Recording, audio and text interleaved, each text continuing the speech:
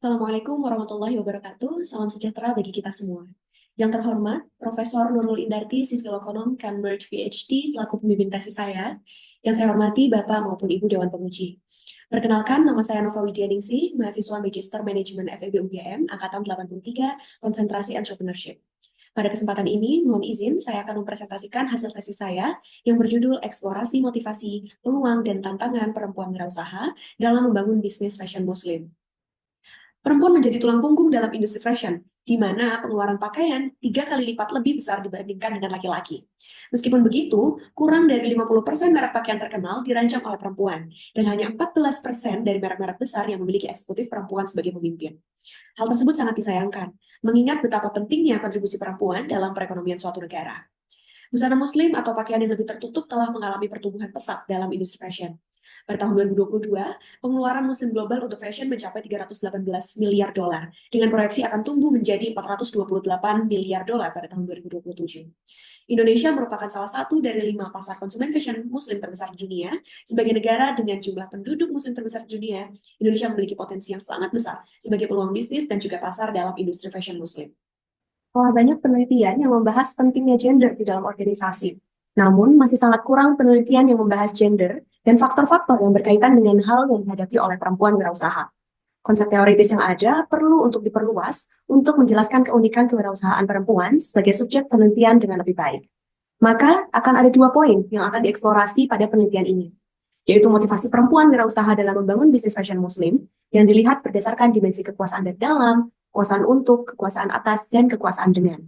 Serta yang kedua adalah peluang dan tantangan perempuan wirausaha dalam membangun bisnis fashion muslim yang dilihat berdasarkan dimensi uang, peran sebagai ibu, manajemen, pasar, dan juga lingkungan makro ataupun meso. Penelitian ini menggunakan desain penelitian kualitatif dengan strategi pemilihan sampel mengacu pada metode purposive sampling. Narasumber yang dipilih adalah perempuan wirausaha yang memiliki bisnis fashion muslim dengan kriteria memiliki aktivitas kompleks, mulai dari memilih bahan, memproduksi, hingga menjual produknya sendiri. Metode pengumpulan data yang digunakan adalah wawancara mendalam dan juga observasi. Pengalaman perempuan dalam pemberdayaan disajikan berdasarkan kerangka konseptual, yakni 4 bentuk kekuasaan, yaitu kekuasaan dari dalam, kekuasaan atas, kekuasaan untuk, dan kekuasaan dengan. Kekuasaan yang pertama adalah kekuasaan dari dalam. Kekuasaan dari dalam ini mencerminkan keyakinan diri akan kemampuan dalam membuat perubahan, pemahaman akan diri, harga diri, serta rasa berhak atas hak-hak yang seharusnya didapatkan. Sebagian besar wanita dalam studi ini mengungkapkan rasa percaya diri yang baik, dan juga keyakinan bahwa mereka memiliki kemampuan yang dibutuhkan untuk membangun bisnis fashion muslim. Para narasumber menunjukkan kesadaran yang tinggi terhadap kekuatan, kelemahan, dan potensi diri mereka. Penelitian ini menemukan pola yang unik, di mana seluruh narasumber yang mengungkapkan rasa percaya diri yang baik memiliki latar belakang pendidikan yang selaras, yakni bisnis dan juga fashion. Pengalaman perempuan yang juga menjadi konsumen dalam fashion muslim membentuk kepercayaan diri yang tinggi. Perempuan juga cenderung merasa berdaya ketika bisnis fashion muslim yang mereka jalani ini selaras dengan nilai-nilai pribadi mereka. Lalu dimensi yang kedua adalah dimensi kekuasaan untuk. Kekuasaan untuk ini mencerminkan kemampuan dan juga potensi untuk membuat keputusan dan juga mencapai tujuan sesuai dengan apa yang mereka harapkan. Hasil analisis wawancara menunjukkan bahwa pengambilan keputusan bisnis mayoritas narasumber menunjukkan tingkat otonomi yang tinggi. Beberapa narasumber mengungkapkan bahwa mereka memiliki kewenangan penuh dalam membuat keputusan terkait bisnis. Menariknya, beberapa narasumber yang telah menikah menunjukkan pola pengambilan keputusan yang melibatkan kolaborasi dengan pasangan. Pembagian peran ini menunjukkan adanya negosiasi dalam hubungan suami dan juga istri, yang memungkinkan kedua pihak untuk menggunakan keahlian masing-masing dalam pengembangan bisnis. Namun sayangnya, tidak semua narasumber mendapatkan dukungan yang sama. Peneliti menemukan tantangan yang dihadapi dalam menyeimbangkan antara pengambilan keputusan bisnis dengan peran sebagai ibu dan juga istri di dalam keluarga, di mana dedikasi penuh terhadap bisnis dianggap berpotensi mengganggu keseimbangan rumah tangga. Lalu dimensi yang selanjutnya adalah kekuasaan atas. Kekuasaan atas ini mencerminkan akses dan juga kontrol atas sumber daya keuangan, fisik, dan juga pengetahuan. Hasil penelitian menunjukkan bahwa akses terhadap sumber daya finansial, pengetahuan, dan jaringan menjadi aspek dominan dalam kekuasaan atas yang dimiliki oleh perempuan wirausaha fashion muslim. Temuan penelitian menunjukkan variasi sumber finansial yang dapat diakses oleh perempuan wirausaha fashion muslim, dengan keluarga menjadi sumber utamanya. Temuan menarik lainnya adalah bahwa tidak semua narasumber bergantung pada keluarga untuk sumber finansial. Perkembangan bisnis mempengaruhi evolusi perempuan dalam akses finansial, mulai dari mengandalkan kemenangan lomba, kemudian mengakses kredit formal melalui KUR, hingga akhirnya melibatkan investor berbasis syariah. Selain akses terhadap finansial, dimensi kekuasaan atas juga tercermin dalam akses perempuan wirausaha terhadap pengetahuan dan juga keterampilan yang dibutuhkan untuk mengembangkan bisnis. Temuan penelitian menunjukkan bahwa sumber pengetahuan berasal dari berbagai jalur, termasuk keluarga, sekolah formal dan juga non-formal, internet, ataupun komunitas. Lalu dimensi yang terakhir adalah dimensi kekuasaan dengan. Kekuasaan dengan ini merujuk pada hubungan solidaritas dan juga perjuangan kolektif untuk memperjuangkan hak-hak dan juga inklusivitas, serta berkontribusi pada transformasi struktural hukum, kebijakan, dan juga institusi. Hasil penelitian menunjukkan bahwa perempuan wirausaha fashion muslim ini mengembangkan berbagai bentuk solidaritas dan juga jejaring kolektif untuk mendukung mereka dalam menghadapi tantangan. Komunitas menjadi wadah untuk berbagi pengetahuan dan juga pengalaman, serta memfasilitasi kolaborasi antar wirausaha. Pemberdayaan perempuan melalui penciptaan lapangan kerja juga menjadi aspek signifikan dari dimensi kekuasaan dengan. Hasil penelitian ini menemukan berbagai peluang dan juga tantangan perempuan dalam membangun bisnis fashion muslim yang dilihat dari kerangka 5M, yaitu money atau uang, lalu yang kedua adalah motherhood atau peran sebagai ibu, yang ketiga adalah management, yang keempat adalah market atau pasar, dan yang terakhir macro or meso environment atau lingkungan makro ataupun meso. Dimensi yang pertama adalah uang. Dimensi uang dapat membantu melihat ketersediaan akses perempuan terhadap modal finansial bagi usahanya. Berdasarkan hasil wawancara, mayoritas perempuan wirausaha memulai bisnis dengan modal pribadi yang berasal dari keluarga ataupun pasangannya. Perkembangan bisnis juga menciptakan peluang akses ke bentuk pendanaan lain seperti syirkah atau kemitraan syariah. Pola pendanaan yang ditemukan dalam penelitian ini menegaskan bahwa perempuan wirausaha dalam industri fashion muslim menghadapi tantangan spesifik terhadap akses modal. Mereka harus menyeimbangkan kebutuhan finansial dengan prinsip religius yang mereka pegang, seperti penghindaran akan riba. Lalu dimensi yang kedua yaitu peran sebagai ibu. Dimensi peran sebagai ibu berkaitan dengan peran yang dimainkan oleh konteks keluarga dan juga rumah tangga yang dimiliki oleh perempuan wirausaha. Sebagian besar narasumber mengalami tantangan dalam menyeimbangkan peran di keluarga dan juga bisnis. Hampir seluruh narasumber mendapatkan dukungan penuh dari keluarga. Dukungan keluarga ini menjadi faktor pendorong yang kuat bagi perempuan wirausaha, khususnya dalam mengatasi tantangan peran ganda. Berbagai strategi diadaptasi dikembangkan oleh perempuan wirausaha untuk menyeimbangkan peran keluarga dan juga bisnis. Seperti contohnya adalah strategi pembatasan waktu. Terdapat dinamika kompleks yang dihadapi perempuan wirausaha muslim dalam mengelola peran ganda sebagai pengusaha dan juga sebagai ibu. Meskipun narasi umum tentang perempuan wirausaha sering menekankan aspek-aspek positif dari fleksibilitas yang ditawarkan kewirausahaan, namun kasus HA mengungkapkan bahwa terdapat paradoks yang menarik. Di satu sisi, ia berusaha mengintegrasikan peran keibuannya ke dalam lingkungan bisnis dengan membawa anak-anak ke tempat kerja. Namun di sisi lain, ia menyadari bahwa meskipun secara fisik ia bersama anak-anaknya, perhatian dan juga energi mental tetap berfokus pada tim dan juga operasional bisnis. Kesadaran kritis ini mencerminkan refleksivitas yang tinggi terhadap kualitas hubungan dengan anak-anaknya, bukan hanya soal kualitas waktu yang dihabiskan bersama. Lalu dimensi yang selanjutnya adalah manajemen. Dimensi ini akan mendeskripsikan kemampuan dan juga keterampilan perempuan wirausaha dalam mengelola bisnis yang mereka miliki. Pertanyaan yang diajukan untuk mengidentifikasi kunci keberhasilan manajemen waktu dan juga usaha.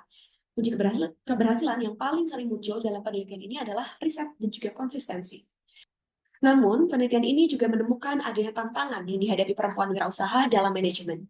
Mayoritas narasumber menghadapi tantangan dalam manajemen sumber daya manusia. Dalam industri fashion muslim yang sangat bergantung pada keterampilan seperti menjahit, menyulam, merancang pola, menemukan dan juga mempertahankan tenaga kerja dengan keterampilan yang tepat menjadi tantangan tersendiri. Kemudian dimensi yang keempat, yaitu pasar. Dapat didefinisikan sebagai ketersediaan dan juga akses perempuan wirausaha ke pasar bisnis ketika mulai usaha bisnis baru. Perempuan wirausaha dalam penelitian ini menunjukkan kreativitas dalam mengakses dan juga mengembangkan pasar mereka. Seluruh narasumber sepakat bahwa jaringan bertindak sebagai elemen yang paling penting dalam keberhasilan dalam memasuki pasar. Jaringan yang disoroti sebagian besar narasumber selama wawancara berkisar dari teman dekat, saudara, dan juga anggota keluarga. Dimensi yang terakhir yaitu adalah lingkungan makro atau meso. Lingkungan makro atau meso ini merujuk pada faktor-faktor eksternal seperti budaya, regulasi, jaringan sosial, dan juga ekosistem bisnis yang mempengaruhi perempuan wirausaha. Penelitian ini menemukan bahwa hampir seluruh narasumber merasakan kebebasan dalam menentukan keputusan berbisnis. Hal ini mengindikasikan adanya pergeseran signifikan dalam lanskap sosial kultural yang membentuk pengalaman perempuan wirausaha fashion muslim di Indonesia. Temuan lainnya menunjukkan beberapa narasumber mendapatkan manfaat dari lingkungan yang mendukung industri kreatif. Infrastruktur pendukung industri fashion yang berkembang di kota-kota seperti Bandung, mulai dari mencari bahan baku, jasa pendukung produksi, hingga platform distribusi juga menciptakan keunggulan lokasional bagi wirausaha fashion muslim. Pembahasan selanjutnya adalah interaksi antara dimensi pemberdayaan dan juga kerangka 5M. Dimensi kekuasaan dari dalam berkaitan erat dengan aspek manajemen bisnis, di mana keyakinan diri menjadi fondasi pendekatan manajemen yang diterapkan.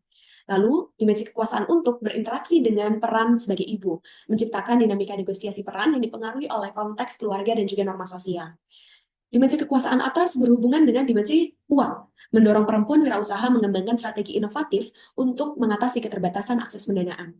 Lalu, dimensi kekuasaan dengan sangat berkaitan dengan lingkungan makro atau meso, di mana solidaritas kolektif membantu mengatasi hambatan struktural melalui komunitas dan juga jejaring. Dan dimensi pasar berinteraksi dengan berbagai dimensi pemberdayaan, memungkinkan perempuan wirausaha mengidentifikasi ceruk pasar dan mengembangkan proporsi nilai unik. Dimensi spiritual muncul sebagai aspek fundamental yang menghadirkan keunikan pengalaman perempuan wirausaha dalam industri fashion muslim. Nilai-nilai keislaman tidak hanya membentuk produk yang dihasilkan, tetapi juga menjadi kerangka etis yang mendasari keseluruhan praktik bisnis dalam hubungan dengan pemangku kepentingan. Melalui pengintegrasian nilai spiritual ke dalam aktivitas ekonomi, perempuan wirausaha ini mengembangkan bentuk modal tersendiri yang disebut sebagai modal spiritual. Modal spiritual ini tidak hanya membentuk produk dan juga praktik bisnis mereka, tetapi juga memberikan makna dan tujuan yang melampaui keuntungan finansial.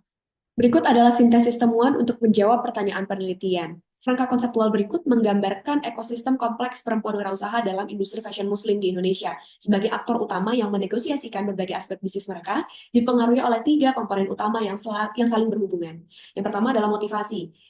Motivasi berasal dari warisan kewirausahaan keluarga, aspirasi personal spiritual, serta keinginan menciptakan dampak sosial ekonomi. Lalu yang kedua adalah peluang yang diperoleh dari dukungan keluarga, digitalisasi dan juga jejaring, serta pergeseran norma gender. Dan tantangan yang berasal dari keterbatasan modal formal, kompleksitas manajemen sumber daya, dan juga waktu, serta konflik identitas. Seluruh dinamika ini dibingkai oleh nilai-nilai spiritualitas dan juga identitas keislaman sebagai payung yang mempengaruhi keseluruhan ekosistem. Dengan keluarga dan juga digitalisasi sebagai faktor lingkungan yang secara khusus mempengaruhi motivasi dan juga peluang. Sementara transformasi sosial ekonomi dan redefinisi gender menjadi hasil jangka panjang yang menunjukkan bahwa kewirausahaan perempuan ini dalam industri fashion muslim merupakan fenomena multidimensi di mana perempuan wirausaha bertindak sebagai agen aktif untuk berkontribusi pada transformasi sosial ekonomi yang lebih luas. Kesimpulannya, penelitian ini mengeksplorasi kompleksitas perjalanan kewirausahaan perempuan dalam industri fashion muslim di Indonesia melalui pendekatan kualitatif yang menggunakan kerangka proses pemberdayaan dan juga kerangka 5M.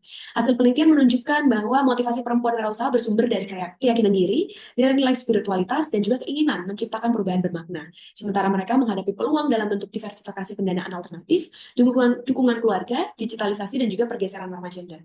Namun, mereka juga menghadapi tantangan seperti keterbatasan akses modal formal, konflik peran ganda, dan juga persaingan pasar yang sangat ketat.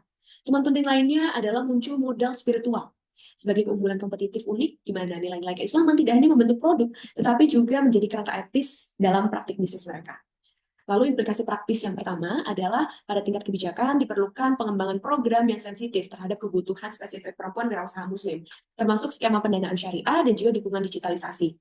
Lalu, implikasi praktis yang kedua adalah lembaga pendukung UMKM perlu menerapkan pendekatan holistik yang tidak hanya fokus pada keterampilan teknis saja, tetapi juga memfasilitasi integrasi nilai-nilai spiritual dalam praktik bisnis. Lalu, yang ketiga adalah bagi perempuan wirausaha muslim, penelitian ini menawarkan model referensi dan juga strategi praktis menavigasi kompleksitas bisnis dengan memanfaatkan berbagai dimensi kekuasaan, termasuk modal spiritual. Dan implikasi praktis yang keempat, yaitu industri fashion muslim perlu mengembangkan model bisnis yang mengintegrasikan nilai keislaman dalam seluruh rantai nilai sebagai diferensiasi kompetitif yang bermakna di pasar global. Implikasi teoritis yang pertama adalah penelitian memperluas pemahaman kewirausahaan perempuan dengan mengintegrasikan dimensi spiritualitas sebagai komponen yang sangat penting, memperkenalkan konsep modal spiritual yang melengkapi fokus material dalam teori kewirausahaan konvensional. Lalu, kerangka konseptual yang dikembangkan memberikan perspektif analitis baru tentang interaksi dinamis dan juga non-linear antara motivasi, peluang, dan juga tantangan dalam ekosistem kewirausahaan perempuan. Penelitian ini berkontribusi pada diskusi tentang negosiasi identitas dengan menggambarkan kewirausahaan sebagai arena di mana identitas gender, religius, dan juga profesional dikonstruksi dan dinegosiasikan secara aktif. Keterbatasan penelitian yang pertama adalah cakupan geografis yang terbatas pada beberapa daerah di Indonesia, terutama Jawa dan juga Bali, sehingga belum mewakili keragaman pengalaman perempuan wirausaha muslim di seluruh Indonesia. Penelitian ini dilakukan pada saat Ramadan dan juga Idul Fitri, sehingga menyebabkan keterbatasan akses terhadap narasumber potensial yang sedang sibuk dan juga berdampak pada kedalaman informasi. Lalu keterbatasan penelitian yang ketiga adalah penelitian bersifat cross-seksual atau satu titik waktu, sehingga tidak menangkap sepenuhnya sifat dinamis motivasi, peluang, dan tantangan sepanjang siklus hidup bisnis. Saran untuk penelitian selanjutnya adalah yang pertama, memperluas cakupan geografis ke wilayah luar Jawa dan juga Bali, masuk daerah dengan populasi muslim yang signifikan seperti Aceh, Sumatera Barat, dan juga Sulawesi Selatan. Yang kedua adalah mengadopsi pendekatan longitudinal untuk mengeksplorasi evolusi motivasi, peluang, dan juga tantangan sepanjang siklus bisnis. Lalu yang ketiga adalah memperluas fokus untuk mencakup perempuan yang mengalami kegagalan usaha atau yang berada dalam tahap sangat awal. Lalu saran yang keempat adalah mengeksplorasi lebih jauh konsep modal spiritual dengan mengembangkan kerangka teoritis dan juga instrumen pengukuran. Sekian presentasi saya, kurang lebihnya mohon maaf. Terima kasih banyak. Wassalamualaikum warahmatullahi wabarakatuh.